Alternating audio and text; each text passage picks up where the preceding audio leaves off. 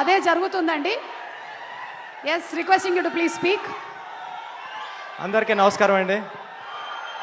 కొంచెం ప్రిపేర్ అయ్యి వచ్చాను, మాట్లాడించండి, ఫాస్ట్గా అయిపోతుంది.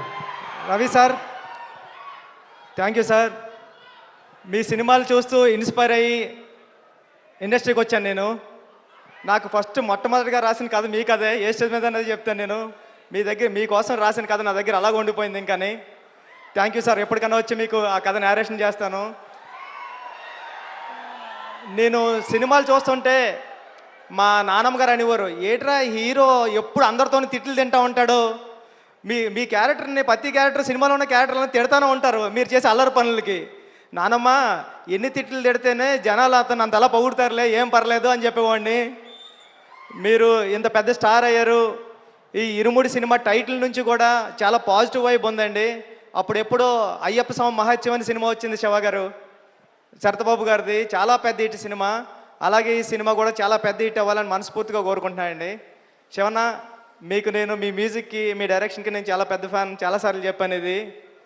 ఈ సినిమా కూడా మీ కెరీర్లో చాలా పెద్ద హిట్ అవ్వాలని మనస్ఫూర్తిగా కోరుకుంటున్నానండి.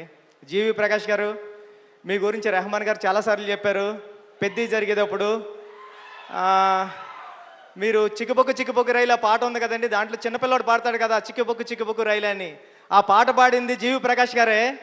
సినిమా పాట స్టార్టింగ్లో వస్తూ ఉంటుంది, చిన్న కిడ్ది 4 years ఏజ్లో అప్పుడు పాడాడంట. రెహమాన్ గారు చెప్తూ ఉంటారు, చాలా మంచి మ్యూజిక్ టేస్ట్ ఉంది, నువ్వు ఎప్పుడైనా వర్క్ చేయని. మీకోసం వెయిట్ చేస్తున్నా అండి, ఎప్పటికైనా ఒకసారి వర్క్ చేయాలి మీతో కలిసి. ఈ టీం అందరికీ, సాయి కుమార్ గారికి, హీరోయిన్ గారికి అందరికీ, ప్రియ గారికి, అజయ్ ఘోష్ గారికి అందరికీ ఆల్ ది బెస్ట్ అండి.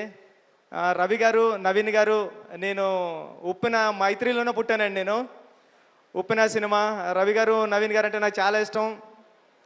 వీళ్ళ బ్యానర్లో వచ్చే ప్రతి సినిమా పెద్ద హిట్ అవ్వాలని మనస్ఫూర్తి కోరుకుంటానండి. టీం అందరికీ ఆల్ ది బెస్ట్ అండి. థ్యాంక్ యూ సో మచ్ అండి. Thank you so much Buchibabu గారు.